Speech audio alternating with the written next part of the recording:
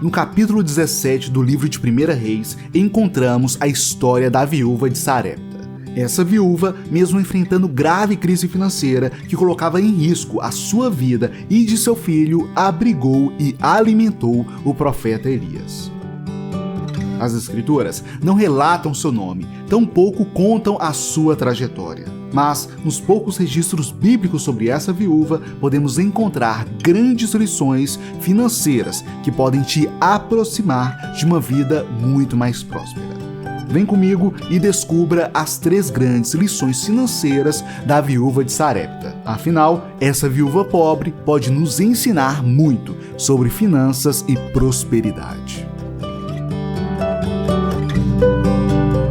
Tudo na paz? Eu me chamo Samuel Vinícius e este é o Vamos Prosperar, canal focado no tema educação financeira por meio de princípios bíblicos. Se você se interessa por este assunto, se inscreva aqui no canal, confira o site vamosprosperar.com e me siga no Instagram e Facebook. Basta procurar por @vamosprosperar. Para deixar claro as lições financeiras da viúva de Sarepta, quero rapidamente contar algo que aconteceu com o Rodrigo. Certamente você não o conhece, mas Rodrigo é casado, pai de 3 filhos e nessa época ele estava desempregado. Certo dia, Rodrigo foi à igreja e pretendia, ao voltar para sua casa, usar o pouco dinheiro que tinha para comprar leite para seu filho mais novo. Porém, na igreja, ele sentiu no seu coração que deveria ofertar o dinheiro que tinha e que seria usado para o leite do seu filho. Rodrigo refletiu, pensou e tomou uma decisão. Mais à frente, eu te conto sobre a decisão de Rodrigo e qual é a relação da história de Rodrigo com a história da viúva de Sarepta. Vejamos então quem foi a viúva de Sarepta.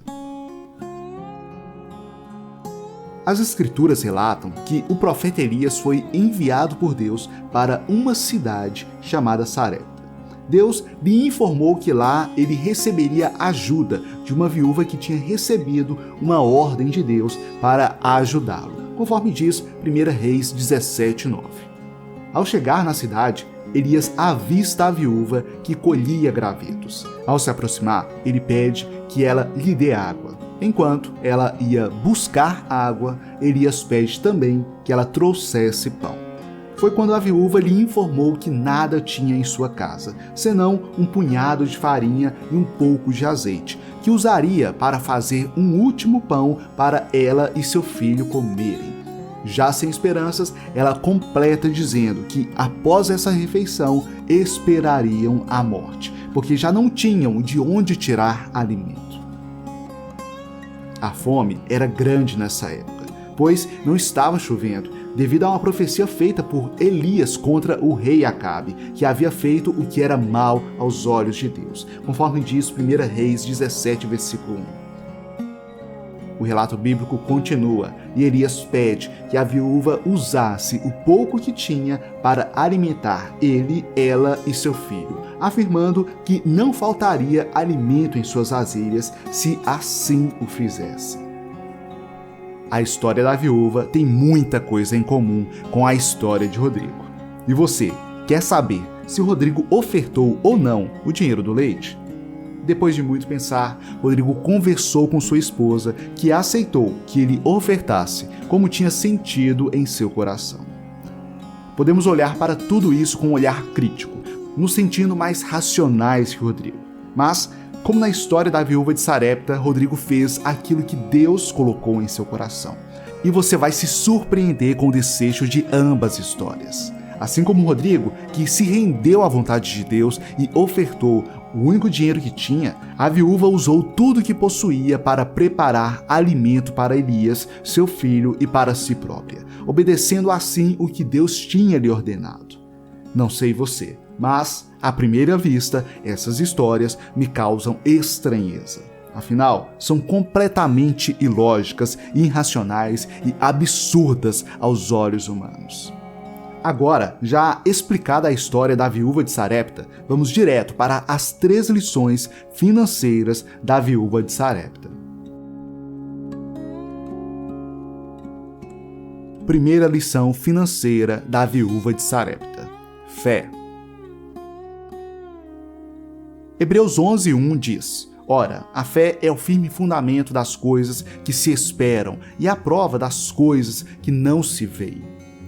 Não estou falando aqui de uma fé cega e puramente religiosa que te leva a decisões impulsivas e impensadas. Cada cristão deve ter sua fé bem fundamentada. Todo fiel deve saber o porquê crer nas Escrituras e ter sua própria experiência de fé. Porém, sejamos francos.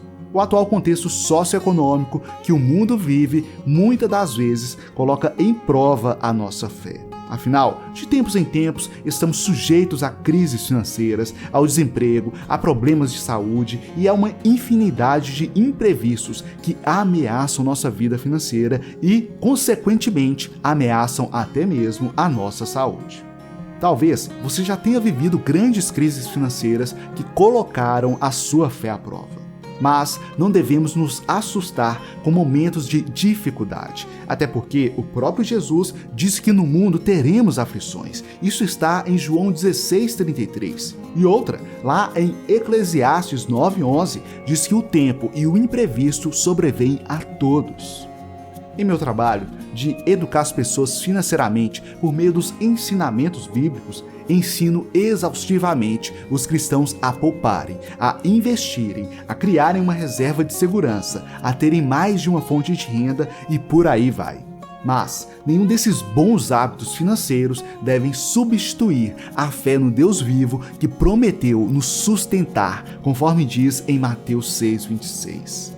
Observem as aves do céu, não semeiam, nem colhem, nem armazenam em celeiros. Contudo, o Pai Celeste as alimenta. Não tem vocês muito mais valor do que elas? Ei, você precisa colocar fé em todas as suas decisões financeiras. E quando eu digo que você precisa colocar fé, quero dizer que você deve aplicar sua fé nas Sagradas Escrituras. Se a Bíblia diz em Provérbios 21:20 que na casa do sábio há comida e azeite armazenados, mas o tolo devora tudo que pode, você tem que acreditar no que a Bíblia diz e não agir como um tolo que devora tudo que pode.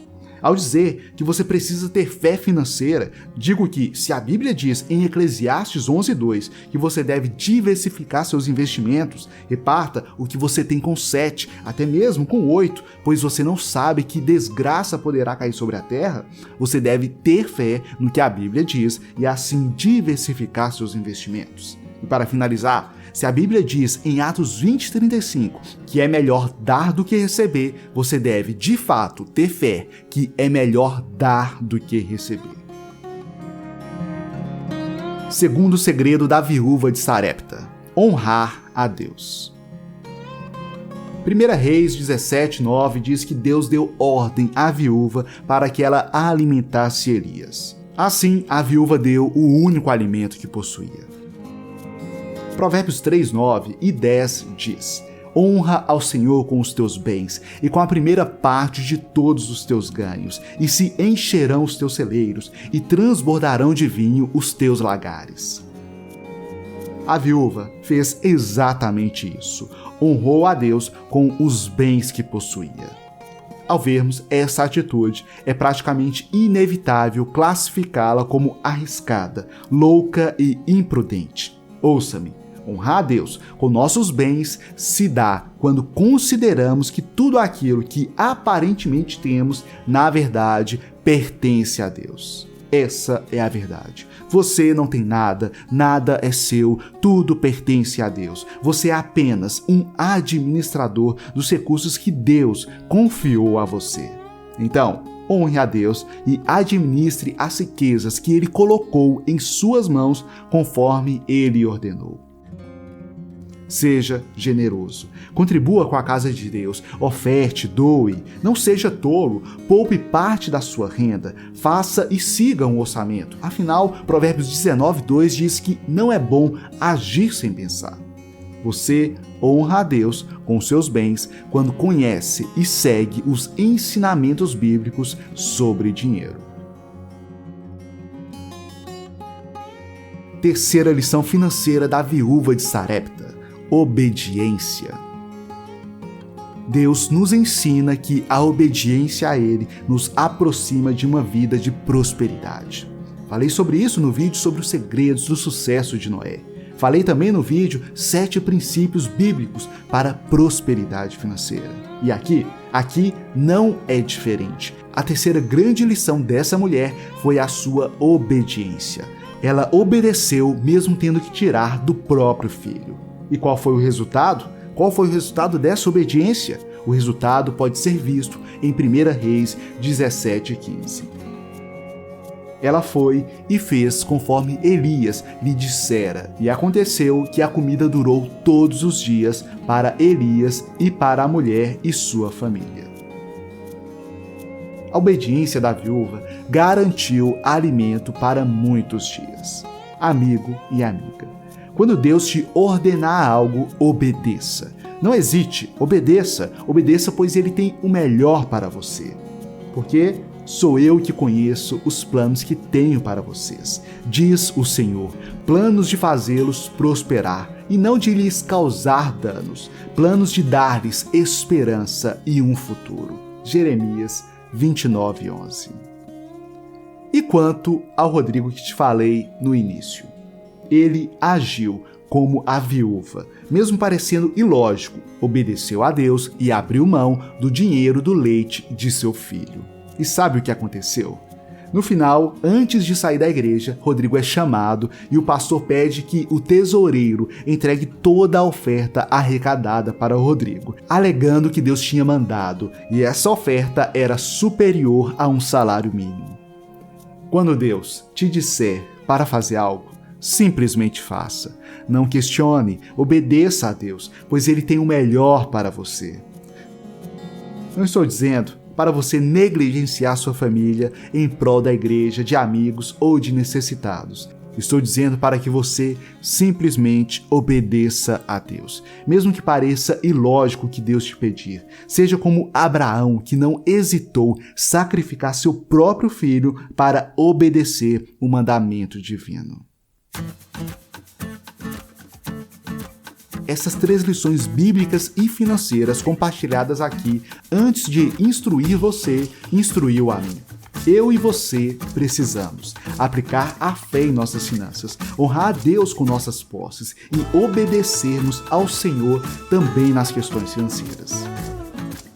E você? Você deseja avançar em seus conhecimentos bíblicos sobre o dinheiro para, por meio deles, aumentar sua renda e conquistar a tão sonhada liberdade financeira, dando assim uma vida mais digna a você e sua família?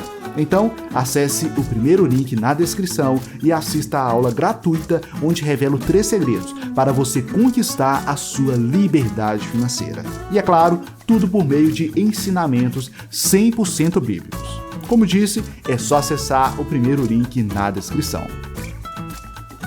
Gostou do que viu aqui? Então, deixe seu like, se inscreva no canal e ative o sino das notificações. Tem algo a acrescentar nesse assunto? Então, deixe seu comentário logo abaixo. No mais, forte abraço, fique na paz do Senhor e até a próxima!